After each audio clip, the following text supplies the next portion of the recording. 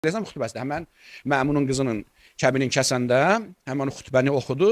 Ondan sonra Məmuna dedi ki, ya xəlifə nə bilim nə, mən qızın Ümmül Fəzl üçün nənəm xanım Fatimə-i Zəhra əleyhissalamın mehriyəsi olan 500 dirhəmi təyin eləyirəm xalis malımdan əgər qəbul edirsən. Məmun qəbul elədi. Xülasə Ümmül Fəzllə orada kəbinləri kəsdilər. Qız tərəfdən atası oxudu. Həzrətin tərəfindən öz kəbini kəsdi. Ondan sonra bizim üçün maraqlı burasıdır. İmam Cavad əleyhissalam qayıtdı dedi ki, Yəhya ibn Əksəmə, indi mən səndən bir sual soruşmaq istəyirəm. Mən sənə sual verəcəm. Əgər istəsən sualıma cavab verin.